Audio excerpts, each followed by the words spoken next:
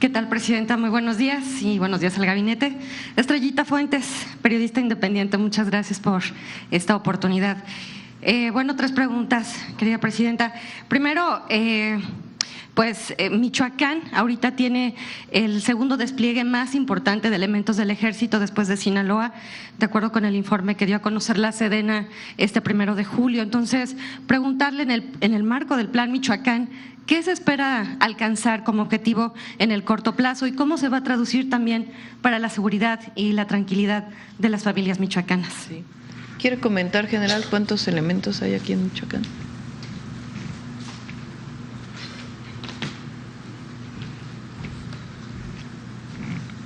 En este momento tenemos alrededor de 10,000 elementos, tanto del Ejército como de la Guardia Nacional.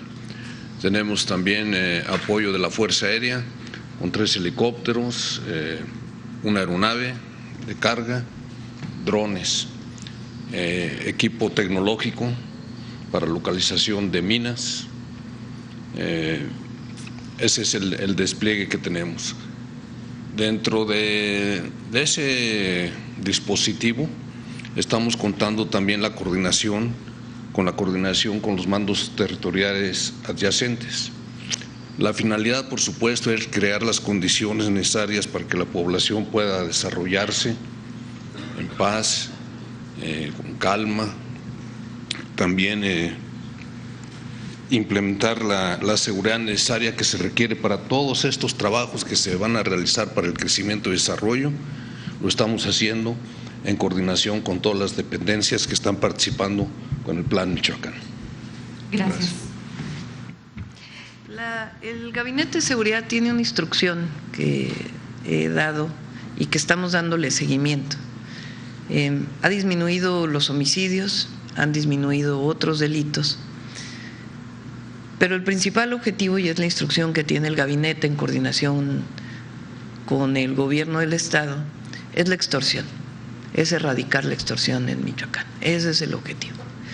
Evidentemente es construir la paz, la justicia, pero hoy sabemos que en distintas regiones del Estado, en algunos lugares concentrados en ciertos municipios, uno de los temas que nos han solicitado permanentemente la ciudadanía es disminuir la extorsión. Ha habido muchas detenciones del Estado y también del Gabinete de Seguridad, pero la instrucción que he dado es que nos concentremos en erradicar ese delito.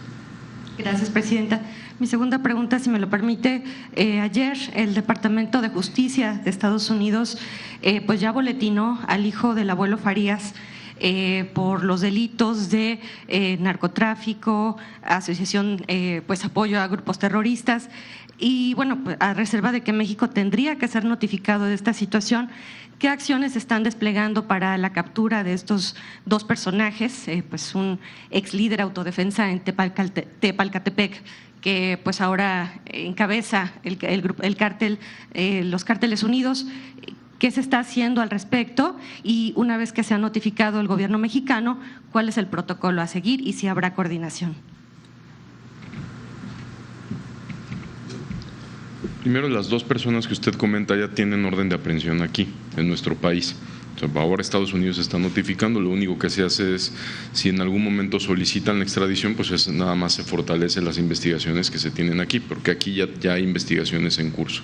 Ha habido operaciones constantes por parte del Ejército, de la Marina, del propio gobierno estatal en contra de este grupo criminal y por supuesto son objetivos también prioritarios que donde estamos buscando su detención.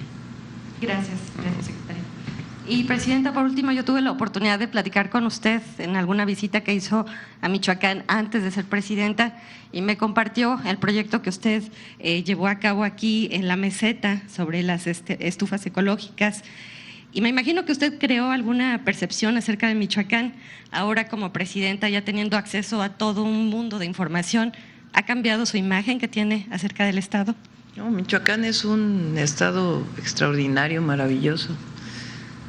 No puedo hablar más de Michoacán porque si no, las otras 31 entidades de la República me van a reclamar, pero tengo un cariño especial por Michoacán. Estudiando en la Facultad de Ciencias, la carrera de Física, pensaría uno que la carrera de Física no tiene nada que ver con las comunidades rurales, y con un grupo de compañeros decidimos dedicarnos a trabajar en las comunidades rurales. Primero en una comunidad que hoy ya no existe porque era muy pequeñita, la comunidad de Guacamayas, y después en Cheranástico. Y el trabajo que yo hice para realizar mi tesis de licenciatura fue justamente mejorar la manera en que se cocina de manera tradicional, o la forma en que se cocina tradicionalmente, que son las 3 piedras, por una estufa eficiente de leña. En aquel entonces hicimos algunas estufas, se quedaron en algunas comunidades, y ahora la Secretaría de Energía retomó este proyecto junto con la UNAM, la sede de la UNAM aquí en Michoacán, para que aquellas comunidades que aún cocinan con leña y que difícilmente van a trasladar todo su consumo al gas LP o al gas, porque desean seguir consumiendo leña, sobre todo para hacer tortillas, puedan tener una estufa más eficiente que evite que el humo afecte a las mujeres que están en la cocina. Entonces es un proyecto que se está desarrollando y pues vamos muy avanzados. Entre otros, eso es lo que vamos a visitar el día de hoy en el Plan Michoacán. Gracias, presidente. Y como lo dije algún día, pensé muy quizá malamente en aquel entonces que yo venía a enseñar, y la verdad que la que aprendí pues fui yo, del pueblo purépecha, Michoacán. Muchas gracias por compartirlo, Gracias. presidenta. Vamos de este lado, a ver. Muchas gracias, presidenta. Muy buenos días, Gaspar Vela, de Grupo Milenio. Buenos días. En primer lugar, preguntarle respecto a la detención ayer de Gilda Lozoya, hermana de Emilio Lozoya. Ella ya en la audiencia ante el juez señaló que su aprehensión se trata de una persecución política contra las mujeres de esa familia para presionar a Emilio Lozoya. ¿Tiene usted algún comentario a este respecto? Bueno, tiene que dar toda la información la Fiscalía, es una detención de la Fiscalía General de la República. Lo que nos informó la fiscal es que hay pruebas de su participación en el fraude de nitrogenados. Para recordar un poco, el fraude de agronitrogenados que se hizo fue una compra de una planta de fertilizantes que en su momento se había privatizado a Ancira, Altos Hornos.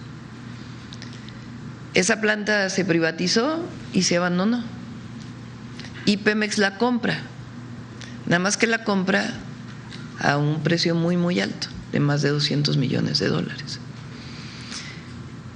A partir de ahí viene una investigación en el periodo del fiscal Gertz Manero, se detiene incluso a Ancira. Después se libera porque supuestamente iba a pagar una cantidad muy importante para regresarle al erario. Sin embargo, pues paga una parte menor y sale fuera del país. Todavía sigue pues ese tema pendiente. ¿Quién era director de Pemex entonces? Emilio Lozoya, que participa pues en este fraude. Y la hermana pues está vinculada particularmente con depósitos y otros esquemas en donde la Fiscalía desde entonces tenía orden de aprehensión contra ella, y por eso se ejecuta la orden de aprehensión. Ella estaba fuera del país y cuando llega a México se le detiene. Repito, la Fiscalía tiene que dar mayor información, pero este es el contexto en el cual se detiene esta persona, y no tiene nada que ver con un asunto político. De hecho, nosotros no fuimos informados de la detención de ella hasta que no ocurre, y es que la fiscal informa al Gabinete de Seguridad por qué se detiene, cuáles son las presuntas responsabilidades de esta persona y a qué fraude en particular está asociada su detención.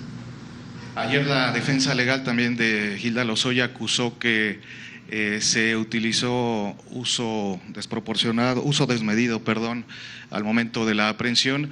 Ahí esta aprehensión la realizan agentes de la Fiscalía General de la República, pero también decía el boletín de prensa que en coordinación con elementos de la Secretaría de Seguridad y Protección Ciudadana y de Marina. No sé si el secretario Omar García Harfuch tenga algún reporte acerca de esto.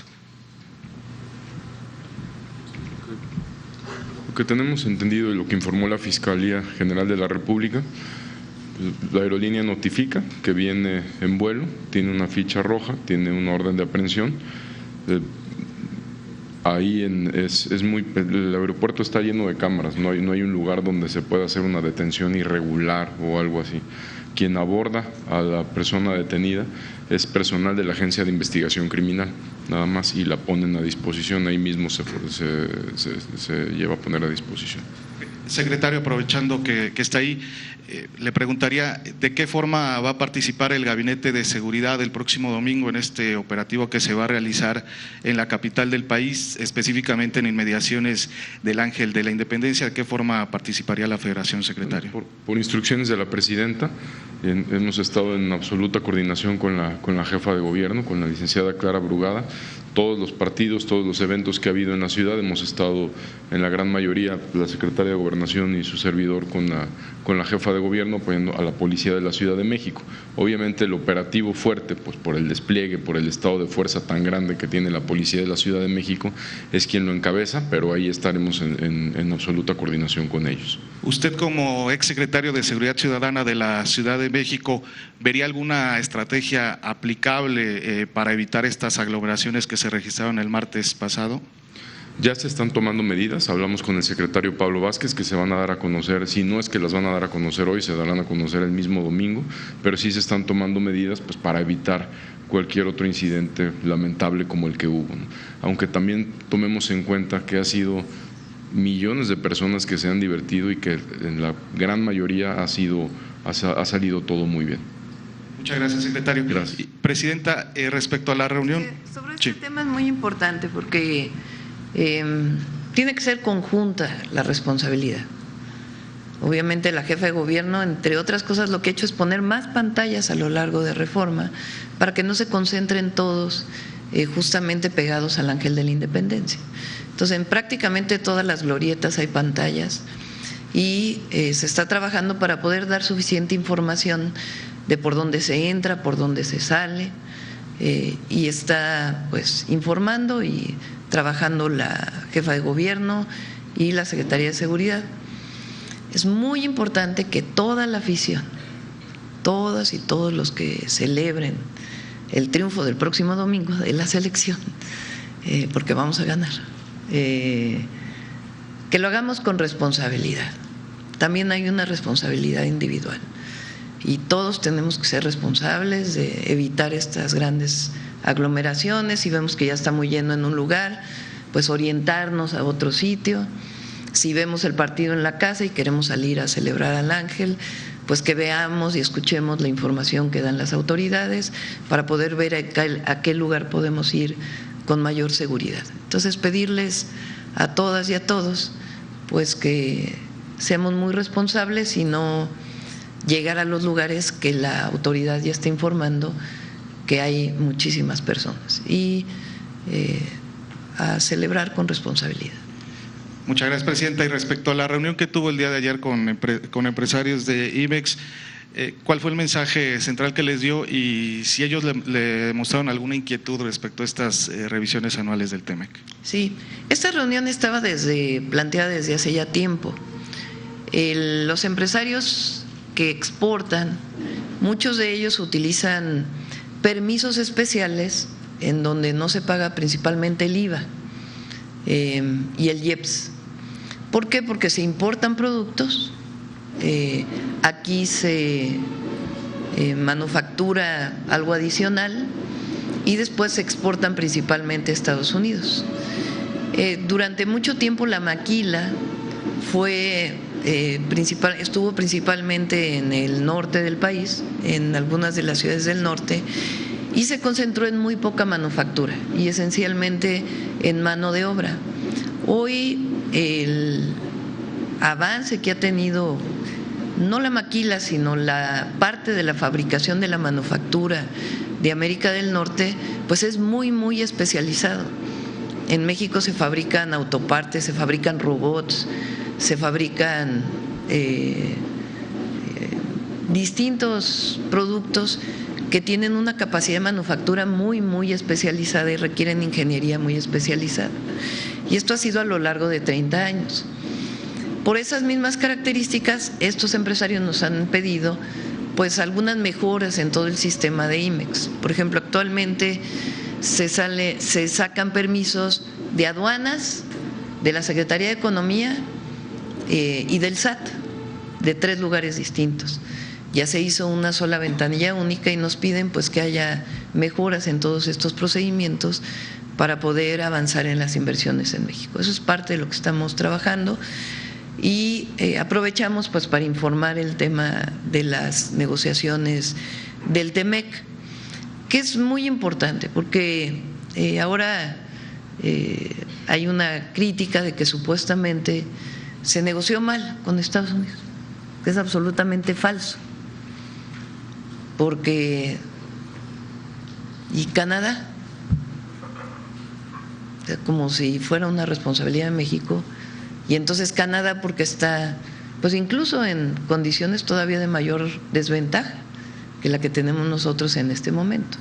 Es una visión del gobierno de Estados Unidos de mayor proteccionismo. El tratado se mantiene por 10 años y en esos 10 años puede tomarse la decisión de alargarlo otros 16 más. Así está establecido en el tratado.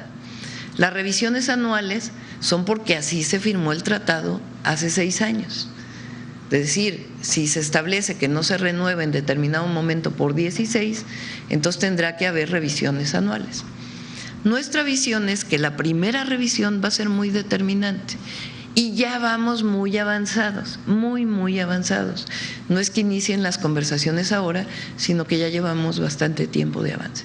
Entonces somos optimistas en el TEMEC y en esta revisión particularmente que viene, y decirle a todos los empresarios, pequeños, medianos, grandes empresarios, nacionales y extranjeros, que hay certidumbre para invertir en México y que el tratado se mantiene y hay buena relación en materia comercial con el gobierno de Estados Unidos. Muchas gracias, presidenta. Vamos de este lado. A ver la compañera.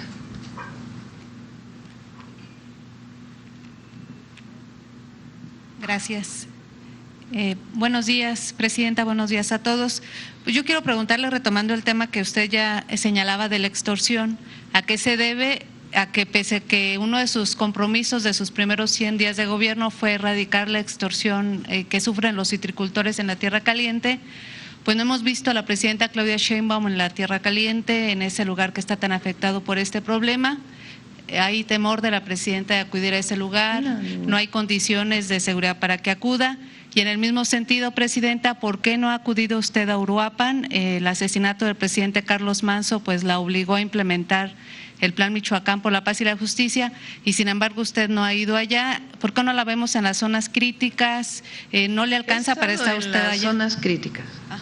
He estado ahí con la presidenta municipal de Michoacán, con Grecia, estamos en contacto incluso por chat.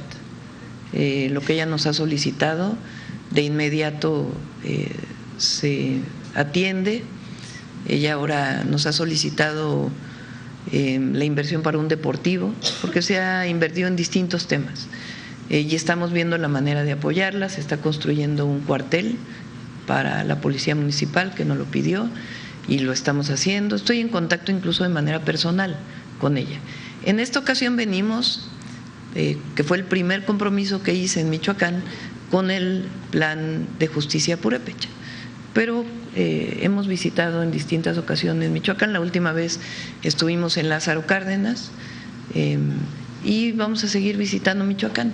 Ahora, la presidenta pues va a todo el país, pero está la presencia del general secretario y el secretario de Seguridad, que han asistido pues cerca de 3 o 4 veces a Uruapan. Estuvieron la última vez aquí en Morelia, donde estuvieron varios presidentes municipales, obviamente el gobernador, entre ellos la presidenta municipal de Uruapan, porque se están atendiendo distintos municipios. Entonces, se está atendiendo, y el tema de la extorsión es un tema complejo, porque no solamente depende de la detención de cabezas de grupos delictivos que se ha hecho, sino también de pues un trabajo mucho más intenso en el que está trabajando la Defensa, la Secretaría de Seguridad, y requiere un trabajo de mayor inteligencia y participación y colaboración de la ciudadanía, sin necesidad ahora, con la ley contra la extorsión,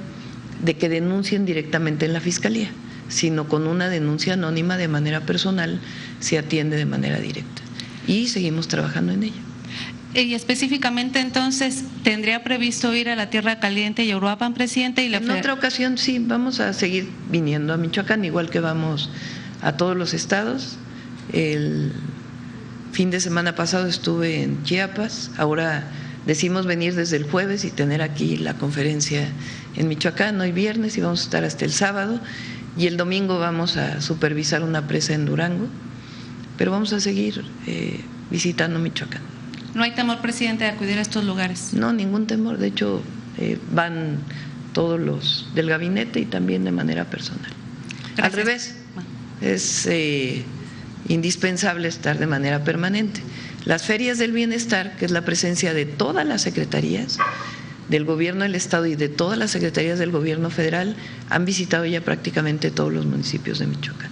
Y una estrategia, presidenta, para el tema del desplazamiento forzado que se ha denunciado de manera permanente en comunidades de Apatzingán. No sé qué el gobierno federal, qué reporte tiene y qué acciones concretas se están implementando. Omar.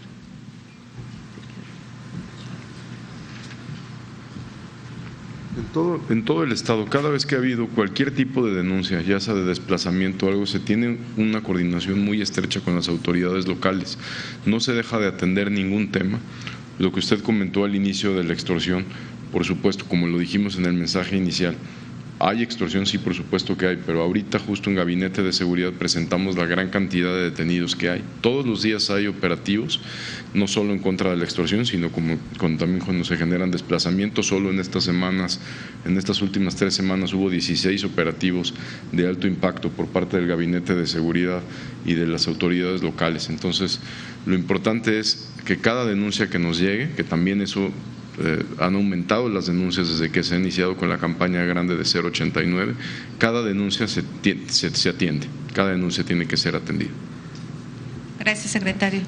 Presidente, nada más una última pregunta, si me permite. ¿Usted retomaría el compromiso que dejó incumplido el expresidente Andrés Manuel López Obrador de que el gobierno federal se convierta en el patrón del magisterio michoacano, es decir, que se le pague directamente al gobierno federal, que no esté sujeto el pago a este convenio U080 para… Bueno, ¿por qué no explicas ahí, gobernador, todo lo que se ha hecho? Porque sí se cumple. Sí. Gracias, presidenta. Efectivamente, el trabajo que se ha tenido con la federación nos ha dado como resultado que desde que asumí la gubernatura se ha pagado puntualmente cada quincena al magisterio michoacano, sus bonos, sus prestaciones, todo de forma puntual e íntegra. En pocas palabras, la aportación que hace el gobierno federal a través del U080, que ya firmamos el convenio para todo este año, nos garantiza en plenitud los pagos íntegros a el magisterio michoacano. Tanto es así que pues está por concluir el ciclo escolar, que concluye el 15 de julio, está ya por concluir, y vamos a tener el 4º ciclo escolar completo en Michoacán, que es toda una hazaña después de 25 o 30 años de que no se tenían ciclos escolares completos. ¿A qué vamos con esto? A que está garantizada la nómina magisterial, que eso es lo relevante, eso es lo trascendental, que las maestras y maestros de Michoacán tengan la seguridad, tengan la certeza de que su salario de forma íntegra, sus bonos, sus prestaciones están perfectamente garantizados. Y eso, pues, agradecer a la presidenta Claudia Sheinbaum Pardo, también al expresidente López Obrador en su momento, por este gran apoyo. ¿A cuánto asciende? Pues más o menos estamos hablando de 4.500 millones de pesos al año.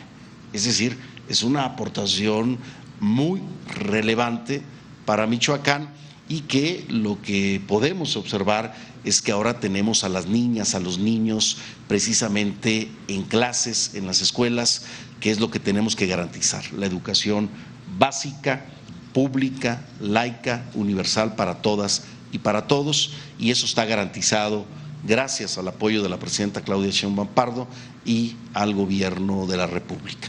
Gracias.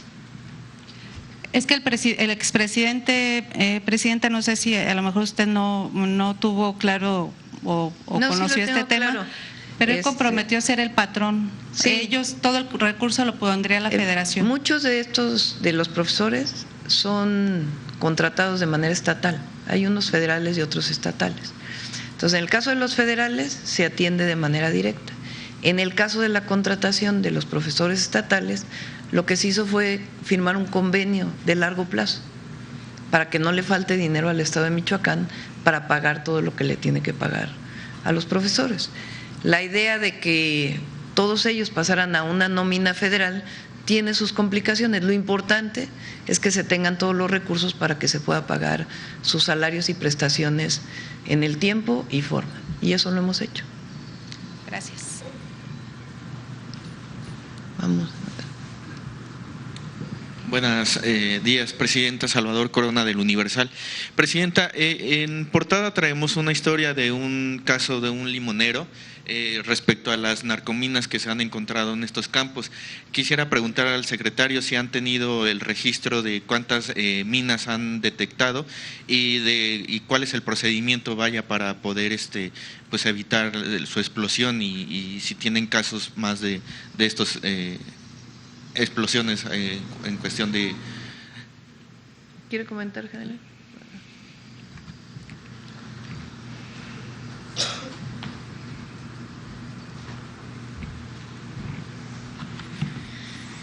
En la Secretaría de Defensa Nacional hay un organismo con personal capacitado, adiestrado, se le ha dotado también de equipo de protección, equipo tecnológico para la detección de minas. A partir de noviembre del año pasado a la fecha, se han detectado 625 artefactos explosivos improvisados. Hay también, es hablar de drones, pero muchos de ellos son también de minas. Entonces, en este momento se está llevando a cabo una operación de desminado, principalmente en las rutas del Guayabo y hacia el Alcalde, en Tierra Caliente, Apachingán, y están realizando esas actividades este personal de este grupo especializado. También tenemos un proyecto con industria militar para fabricar vehículos especiales, antiminas también, y también estamos analizando la opción para adquirir drones que pueden detectar este tipo de artefactos. Principalmente, ¿ustedes han detectado los grupos criminales que pues quieren tener este control de los campos? Bueno, ¿qué es lo que sucede? Lo que pasa es que esto es producto de una confrontación que existe entre dos grupos delincuenciales.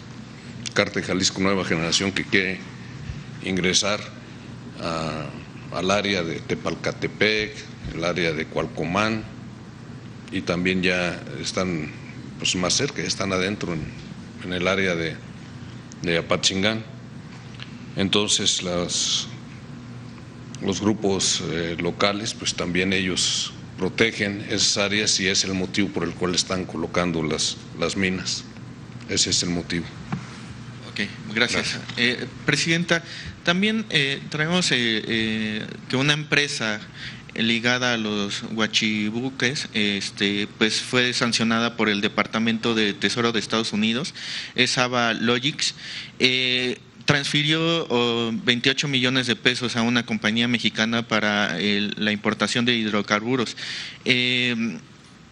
Saber si tiene alguna información respecto a estas empresas estadounidenses que transferían a empresas mexicanas y saber cómo va el tema del huachicol fiscal, Presidenta. Hay 3 investigaciones que tiene por lo menos la Fiscalía, además de diversas investigaciones que se derivan de alguna detección de alguna pipa que lleva combustible que no está registrado. Porque recuerden que la Secretaría de Energía hizo un trabajo muy importante para que todo el transporte de combustible tenga un QR. Si ustedes ven en la carretera, la mayoría de las pipas que transportan combustible, o casi el 100% ahora de las pipas que llevan combustible, tienen un QR muy grande. La Guardia Nacional puede parar a este transporte y revisar el QR, y ahí viene de dónde el permiso, de dónde se cargó la pipa y a dónde la lleva. Es un trabajo muy intenso que se hizo entre Secretaría de Energía, el SAT, aduanas. Entonces, a veces se encuentra todavía alguna pipa que no tiene este permiso y de ahí se deriva una carpeta de investigación. Entonces, ahí hay varias carpetas, pero las principales carpetas de investigación que tiene, por lo menos son 2. Una que se deriva de un barco que llegó en 2025, alrededor de marzo, a Tampico, que traía combustible, diésel, y que traía un permiso de importación de otra sustancia que no era diésel.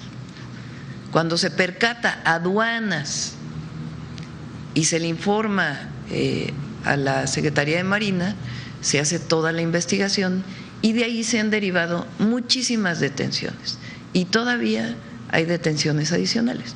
Hay algunas de ellas que tienen que ver con empresarios en Estados Unidos, incluso empresarios que tienen la doble nacionalidad, mexicano-estadounidense, y que México ha pedido su extradición porque ya tienen orden de aprehensión en México porque están en Estados Unidos.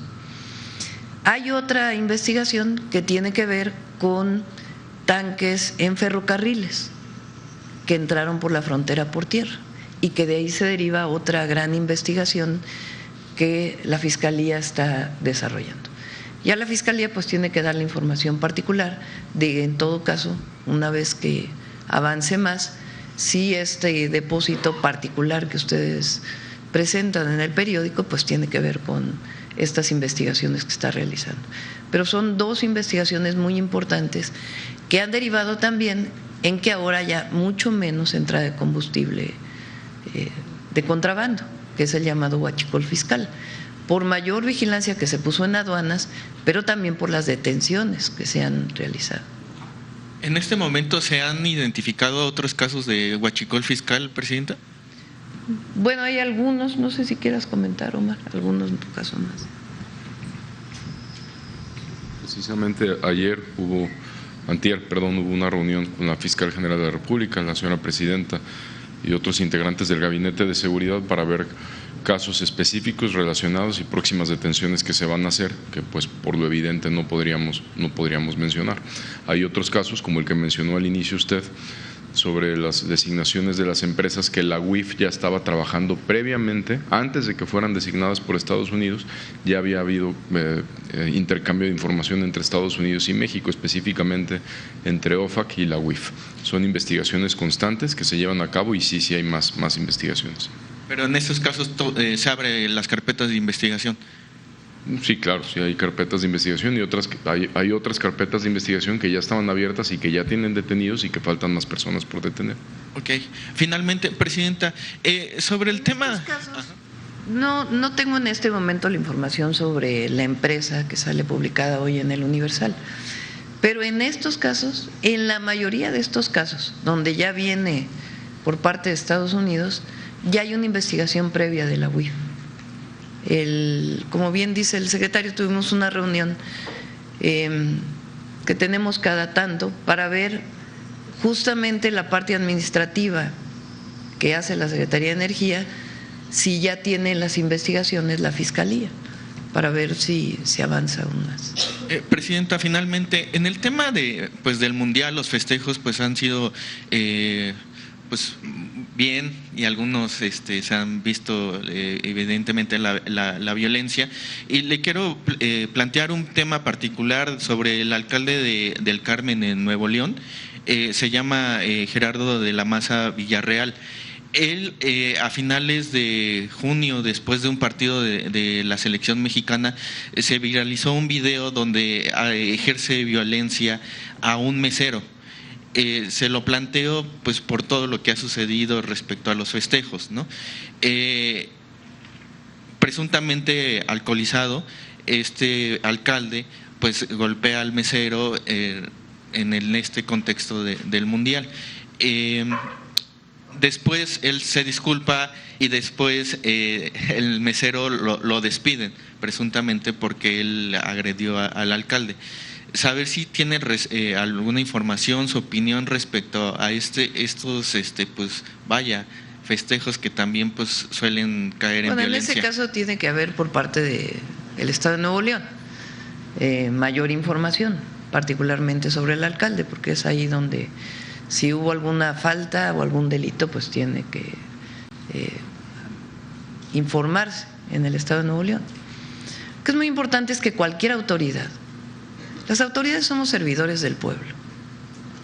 Servidor público quiere decir estar al servicio del pueblo.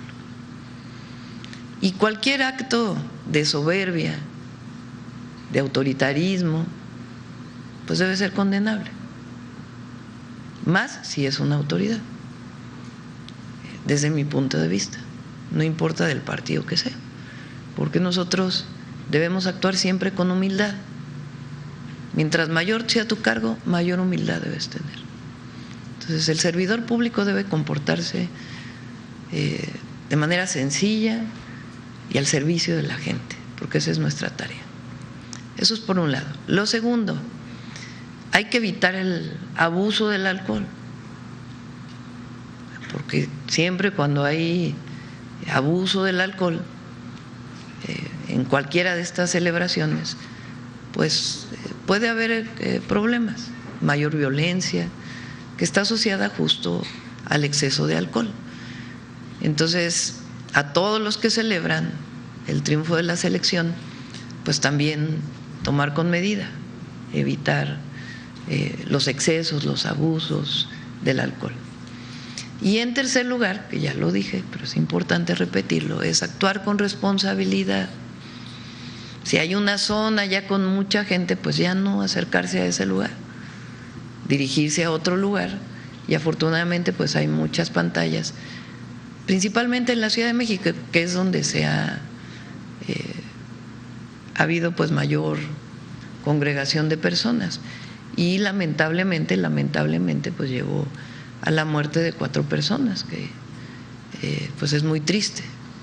Entonces, responsabilidad, obviamente la autoridad orientando, poniendo más pantallas, y al mismo tiempo pues de todas y todos que ayudemos a celebrar siempre de manera responsable. Oiga, Presidenta, ¿y qué le parece que el Felipe Calderón el día de ayer publicó un tuit respecto que hace 20 años ellos ganaron las elecciones de forma democrática?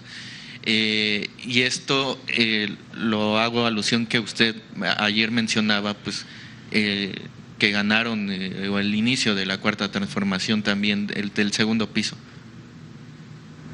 Antes de eso, quiero reconocer al Universal por la disculpa pública que hicieron, tanto a la familia de Carlos Monsiváis como al presidente López Obrador. Yo creo que tenemos, lo sabes tú, como reportero nos cubres desde la ciudad, diferencias por la manera en que el Universal presenta noticias que nosotros muchas veces consideramos falsas o exageradas y lo mencionamos en las mañaneras, pero particularmente sobre la nota del presidente López Obrador, habla bien del Universal que hayan hecho esta disculpa pública. Entonces, nuestro reconocimiento, porque una cosa es publicar algo y después hacerse pato, y en este caso, cuando descubren que había mentira en la publicación, que había falta de verdad, pues hay una disculpa pública. Entonces, qué bueno que lo hicieron, mi punto de vista. Hace 20 años, 2 de julio, hubo una elección en México. Hay una película que se llama El Fraude, que le recomiendo a todas y a todos que la vean, porque habla de un proceso de fraude previo a la elección y después durante la elección del 2 de julio del 2006.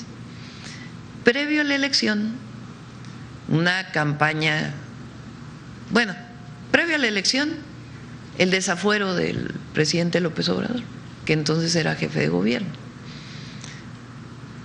Querían inventarle un delito, o le inventaron un delito para que no pudiera participar en la elección del 2006. Lo desafuera el Congreso y después Fox se tiene que echar para atrás por las grandes movilizaciones que hubo a favor de López Obrador. Después viene la campaña y viene una campaña de mentiras que le llamaron López Obrador el peligro para México, pagada por organismos empresariales, por muchos empresarios que no querían perder sus privilegios. Y después de eso, el día de la elección, se cometió un fraude electoral al cambiar o al escribir en las actas de las casillas números falsos, utilizando principalmente a los maestros de entonces, agrupados en el CENTE con el Bester Gordillo, en un acuerdo que tuvo Calderón con el Bester Gordillo. Esas actas fueron analizadas. En el 2006 yo participé como vocera del presidente López Obrador en su campaña, de mayo a julio.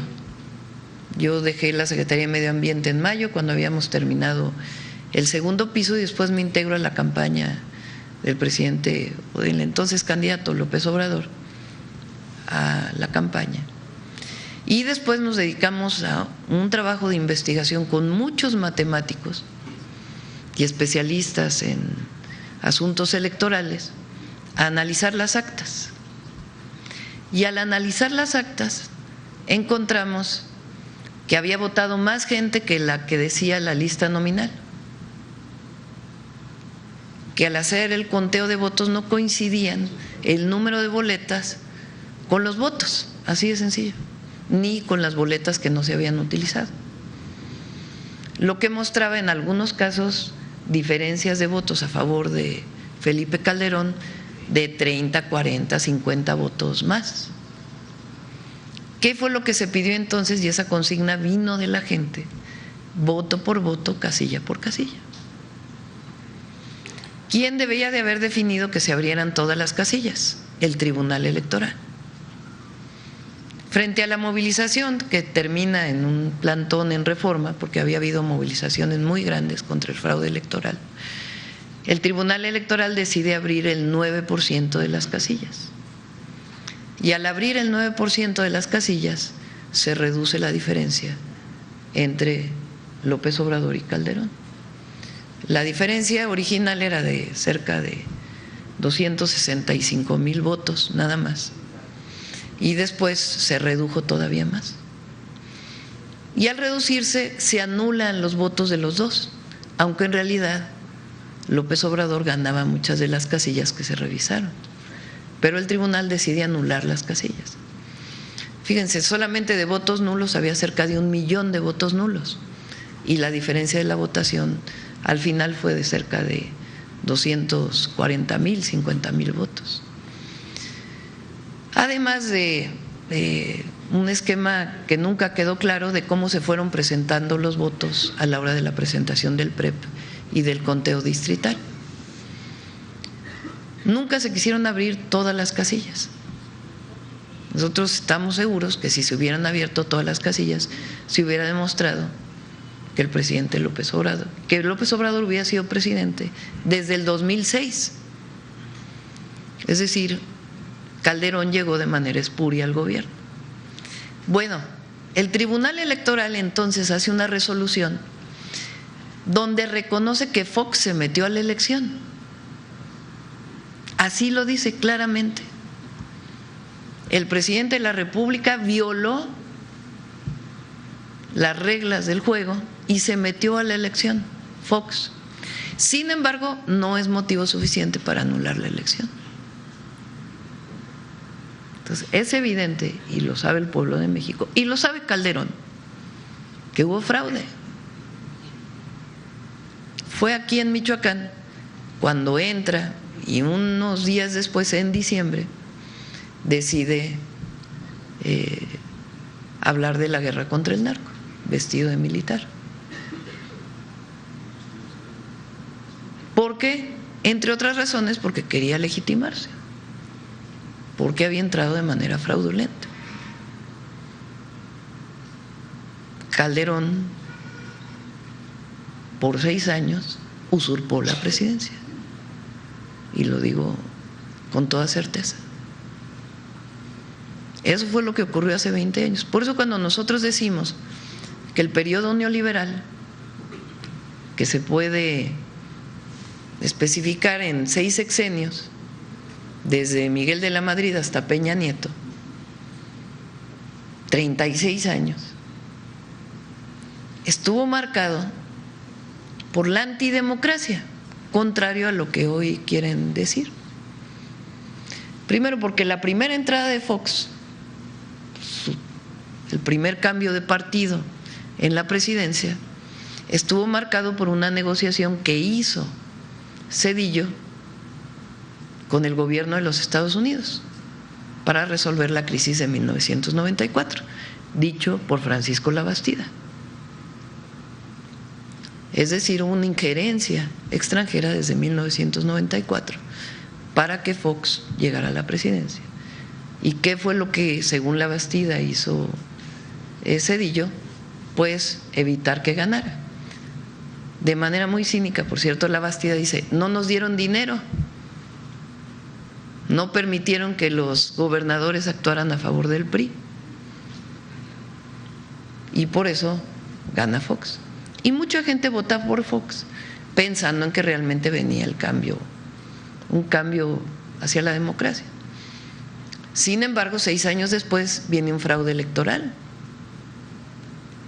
y no contemos pues la difícil situación que se vivió en 1994. Bueno, en el 88 el fraude electoral contra el ingeniero Cuauhtémoc Cárdenas. En el 94 el asesinato de Colosio, de Ruiz Massieu, el levantamiento zapatista. En el 2000 el triunfo de Fox, y en el 2006 fraude electoral. Y en el 2012 pues una compra total, absurda, de votos para que ganara Peña Nieto. Y no es hasta el 2018 que el pueblo decide ya volcarse para que la diferencia sea tan grande que ya nadie pueda decir nada. Entonces esa es la historia de México, que en otro momento podemos hablar más de ella. Fíjense, en el periodo de Salinas estaba yo, ya ven que ahora uno busca en el internet y rápido le sale a uno la inteligencia artificial. Pregunté cuántos gobernadores dejaron su puesto en el periodo de Salinas, de Gortari. No lo revisé para saber, les digo lo que me contestó la inteligencia artificial. No necesariamente hice una investigación mayor, fueron 19. Imagínense la crisis de gobernabilidad, que en el sexenio de Salinas 19 gobernadores tienen que dejar su puesto. Y no hablemos de presidencias municipales.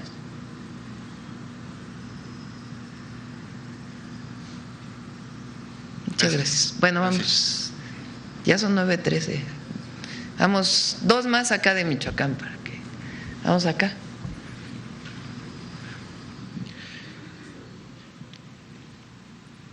Presidenta, ¿qué tal? Buenos días. Eric Zaragoza de Sordo Noticias y Estrellado MX. Justamente de esto que nos platicaba, para ustedes como Morena o para el partido, para el movimiento, ¿ya queda cerrado este capítulo o estarían dispuestos a abrir una comisión de la verdad o algo similar, algún organismo similar que profundice justamente en ese proceso electoral del 2006? Hay un pequeño detalle, quemaron todas las boletas. Y bueno, justamente… Diego Fernández de Ceballos fue el promotor de la quema de esas boletas. Justamente ahora con todas estas reformas, incluida la electoral, queda entonces plenamente garantizado que no vuelva a ocurrir un fraude electoral en México. La democracia es el gobierno del pueblo y hay institutos electorales autónomos y el Tribunal Autónomo que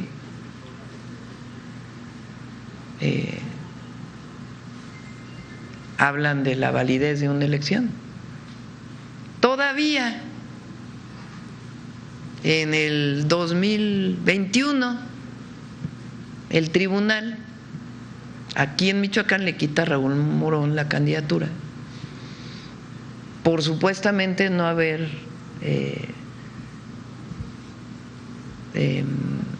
validado un gasto en elección, cuando nunca antes había habido muchísimas ocasiones en la historia de México que había candidatos que no habían reportado a lo mejor adecuadamente de acuerdo con el tribunal o con el INE sus gastos de campaña, pero nunca les quitaron las candidaturas. Igual en Guerrero. Entonces todavía ahí pues se cometió una injusticia en aquel momento, en el 21, todavía. Entonces hay que seguir avanzando en la pulcritud de todas las elecciones, de acuerdo con la Constitución y la ley. Y nosotros, imagínense, pues si fuimos víctimas de fraudes como movimiento, pues por supuesto que lo que defendemos es la democracia. Cambiando un poco de tema, ahorita hablan justamente de algunos avances que ha habido en tema de desarrollo económico aquí en Michoacán. Tenemos el mejor puerto, o uno de los mejores puertos del país, tenemos muchísimas cosas, muchísimas bondades y virtudes, sin embargo, no logra concretar Michoacán esta industrialización que es tan necesaria para garantizar mejores sueldos, estabilidad, etcétera. ¿Ya tienen ustedes justamente algunas acciones más concretas, alguna ruta más establecida, por así decirlo, para que Michoacán avance justamente con todas estas bondades que tiene en materia de desarrollo económico? Sí, a ver, gobernador. Gracias. Sí, precisamente la subsecretaria de Economía hizo presentación de que en agosto inician las obras de infraestructura del Polo de Desarrollo Industrial del Bajío en la estación Queréndaro, municipio de Sinapecuaro. Hay 3 grupos empresariales muy importantes de Michoacán que son los promotores, entre ellos Citelis de Organización Ramírez, que desarrollarán este parque industrial. Es un parque industrial muy grande, son 250 hectáreas para el desarrollo industrial. Y qué bueno que lo comentas del puerto de Lázaro Cárdenas. Ayer, Presidenta, llegaron nuevas grúas de cabotaje, grúas para carga y descarga de contenedores a Hutchinson Ports, que es una de las terminales portuarias en el puerto, donde se están haciendo inversiones multimillonarias. Tanto APM como Hutchinson están invirtiendo en conjunto cerca de $800 millones para ampliar sus capacidades logísticas y portuarias.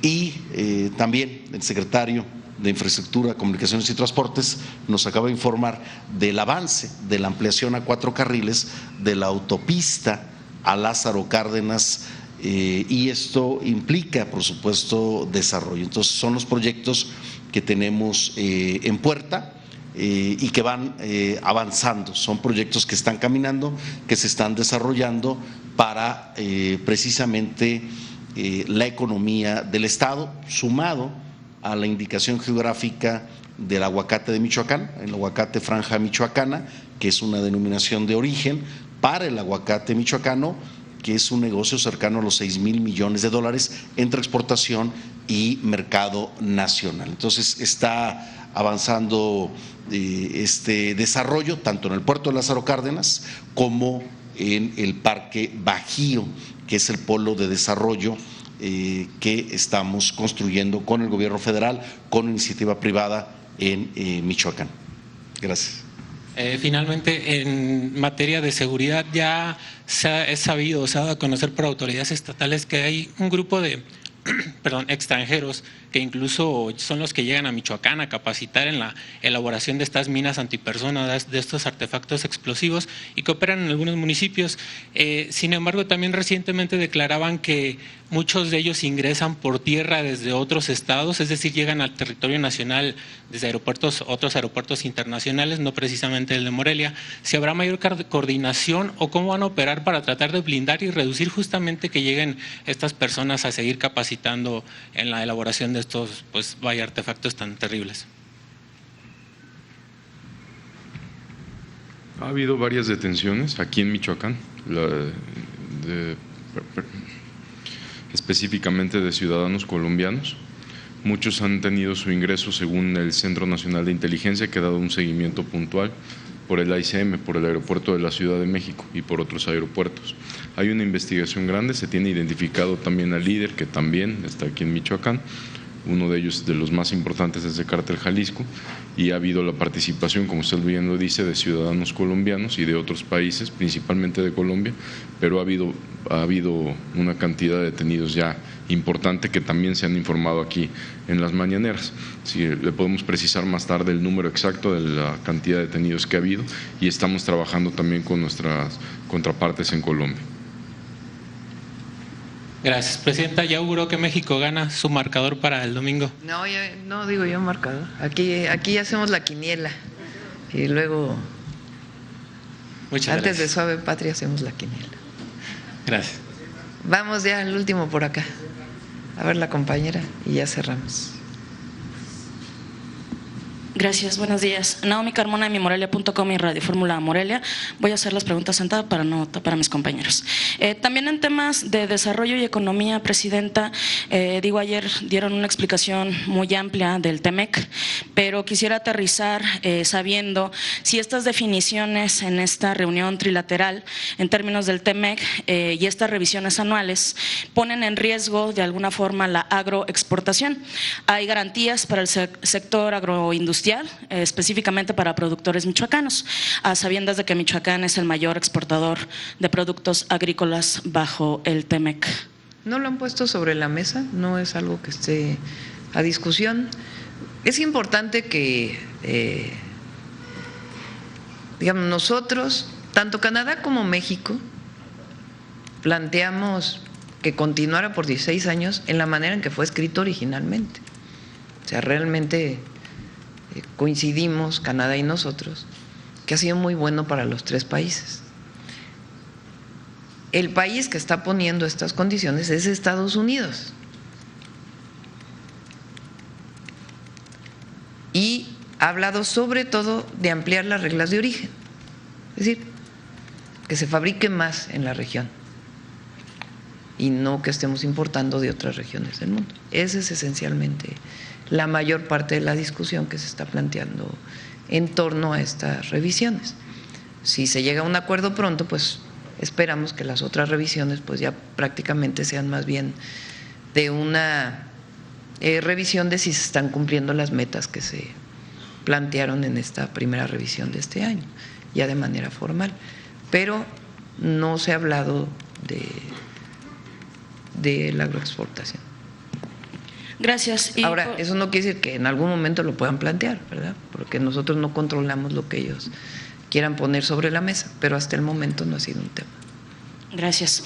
Y por otro lado, Presidenta, a una semana de que concluyeran los registros para las coordinaciones estatales de los trabajos de la 4T, en Michoacán sabemos que hay dos grupos que han mantenido rispideces, quienes estamos cerca de la política michoacana lo sabemos, los ubicamos. Esta situación comenzó a ser más amable después de la visita de Ariadna Montiel. Sin embargo, pues sigue siendo una competencia, ¿no? Estas encuestas. Yo sé que usted deja los temas del partido al partido, pero usted también es lideresa dentro de su movimiento. Soy presidenta y defiendo un proyecto de nación, pero en lo que concierne a Morena, es Morena, ahí sí no nos metemos.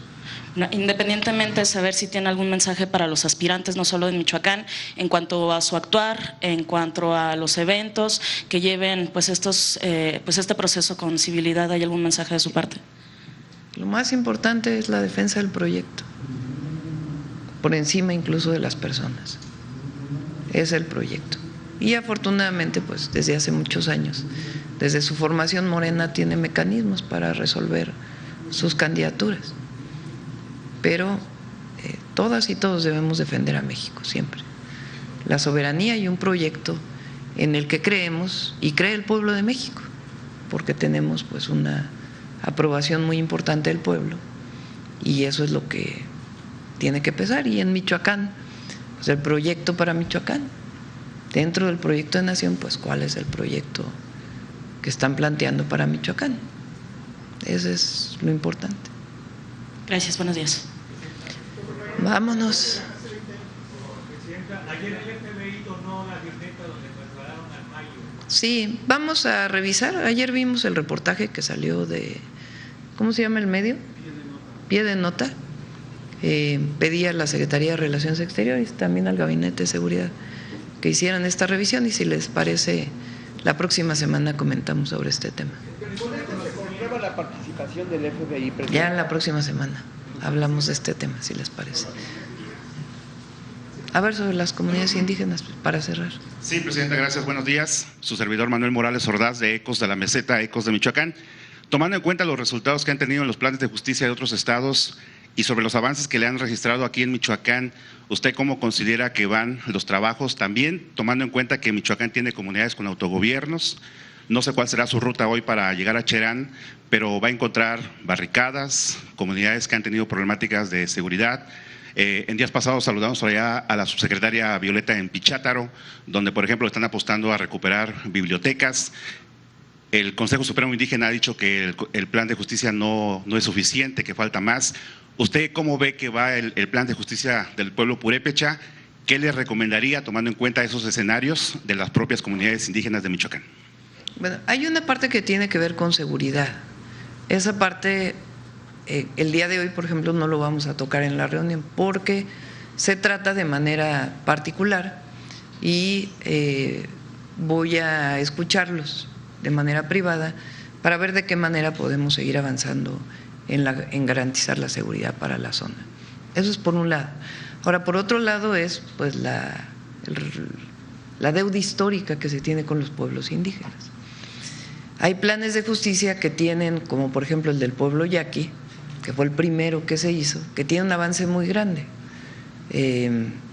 Ya se atendió el tema del agua principalmente y hay nuevas universidades, hay más escuelas y hay atención a lo que en primera instancia se planteó sobre el plan de justicia. Digamos, ya se cumplieron y regresar las tierras y darles los derechos de agua. La primera parte del plan de justicia del pueblo yaqui se ha cumplido y vamos a una siguiente etapa porque evidentemente hay todavía necesidades que hay que atender. En el caso del pueblo purépecha, pues tiene apenas un año que instalamos el plan de justicia, se ha venido trabajando y vamos ahora a ver en qué se ha avanzado y qué es lo que falta. Y la parte ya de seguridad ya se atiende directamente con el gabinete. Presidenta, ¿y qué tanto ayuda, por ejemplo, el caso de Cherán, que también ha sido un punto y aparte de muchas comunidades del país? Por ejemplo, ahí los maestros hicieron una cooperación voluntaria para comprar un terreno donde se está construyendo ya una clínica del ISSSTE con, entendí, 30 camas. ¿Qué tanto ayuda esa voluntad, disposición de las propias comunidades, aún y con otras problemáticas más? El plan de justicia no es algo que diseña el gobierno e impone al pueblo. Es un plan que se construye conjuntamente, en diálogos permanentes, en donde está Adelfo Regino, el director general del Instituto Nacional de Pueblos Indígenas, y en este caso Violeta, que además también tiene una historia personal con el pueblo purépecha, pero además hay responsables. No, Violeta es la subsecretaria de la Secretaría de Ciencia, Humanidades, Innovación y Tecnología, pero también es la responsable del Plan de Justicia del Pueblo Purépecha. Ahora que hacíamos el enlace a Guerrero, más temprano Metepec, la responsable del Plan de Justicia de esa zona es Marina Núñez, que es subsecretaria de la Secretaría de Cultura. Aparte de todas sus tareas, es responsable del Plan de Justicia. Entonces, es lo mismo, es la misma función que lo está haciendo muy bien hace Violeta. Entonces, vamos avanzando, porque el principio pues es todas las demandas y después irlas juntando. Y nos ayuda también mucho Lázaro Cárdenas Batel, porque él es responsable pues del Plan de Justicia de la Cuenca del Balsas, que le llamamos Plan Lázaro Cárdenas. Bien, Presidenta, y sé que bueno, nuestra función es informar, no pedir. Yo comencé hace muchos años en la XPUR, La Voz de los Purépechas de Cherán. Lamentablemente esta estación sigue transmitiendo en AM. Siento yo que está de rodillas ante muchos medios que hoy están de manera digital, y creo que es importante que esta estación pues pueda tener el apoyo de parte del gobierno federal, porque depende del INPI. Sí, cómo no. Y pues hace falta que se convierta de AM a FM, porque, insisto, juega un papel muy importante, Sí. sobre todo en la lengua y en la cultura. Se hicieron muchas modificaciones a la ley de telecomunicaciones para facilitar a las radios comunitarias, para poder tener mejores condiciones. Entonces, ya sea a través del INPI o de directamente la agencia digital, para que pueda hacerse la solicitud y apoyarles. Bueno, y finalmente, Corundas, Soté y Nurita en el día de hoy. Corundas. Muy bien. Bueno, vamos con Suave Patria.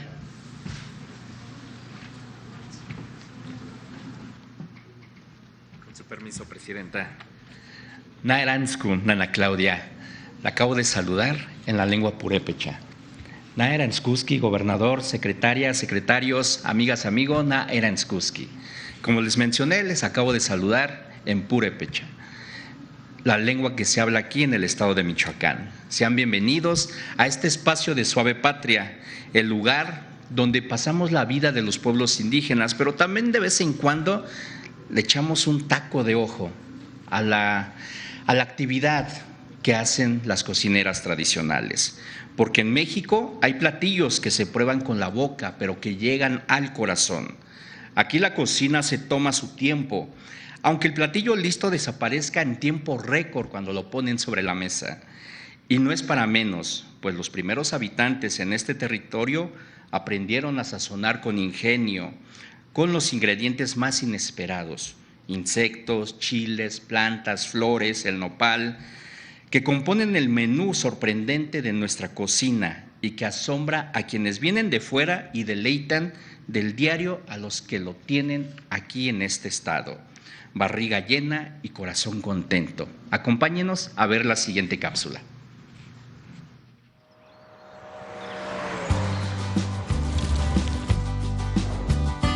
En el corazón del Valle del Mezquital, en el estado de Hidalgo, la cocina no solo alimenta el cuerpo, preserva la memoria, la identidad y la historia de generaciones enteras. Aquí la cocina comienza en el campo. Aprendí a cocinar así de todo la aroma y las flores, porque las flores lo cortas y tienen un olor increíble que no se puede resistirse uno para cocinar y probarlos, que es único. Lo que tenemos aquí en el campo es único, es lo más natural que tenemos. Las cocinas tradicionales, hechas de penca, madera y tierra, son también hogar. Ahí se duerme, se come y se convive. El fogón no solo da calor, también reúne a la familia. Las manos que preparan estos platillos han aprendido jugando, imitando, observando. De ahí ha nacido el gusto, el amor por la sazón. Ese que, dicen, no se enseña, se hereda. Aprendí a cocinar y a recolectar, por ejemplo, la verdura del campo. Ahí aprendimos. Cuando mi mamá me mandaba, era feliz que me mandara a juntar los quelitos, porque yo me sentaba a las horas ahí a jugar con el lodo y haciendo mis ollitas, todos los jarros, las ollitas, el comal, las cazuelas, para ir a juntar la verdura y echarle a las cazuelas. Es como yo me llamó la atención la cocina y amo la cocina, amo amo el sazón, me gusta cocinar mucho. Sé hacer mole, arroz, frijol, todo lo que es platillo, pues lo que hay aquí en el Valle del Mezquital, porque pues aquí tenemos una riqueza. En el Valle del Mezquital, la cocina no solo es tradición, es resistencia.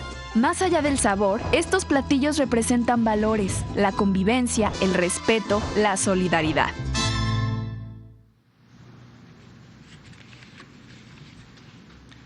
Las cocineras tradicionales ñañú saben traducir el paisaje en alimento, pues en sus manos los primeros rayos del sol están sobre los cultivos y esto lo vuelve un sazón y una memoria para México. Además, la cocina tradicional construye paz, pues reúne a las familias y fortalece a las comunidades a través del gusto por la gastronomía. Por eso, desde Michoacán, respaldamos el trabajo de nuestras cocineras tradicionales que observan, que adaptan, que emprenden y que comparten un sazón con quienes se acercan a la mesa, recordando que ellas, con esa pizca de amor que le agregan a la comida, mantienen vivo el calor del pueblo de México. Dios me llama. Muchas gracias. Gracias. Gracias.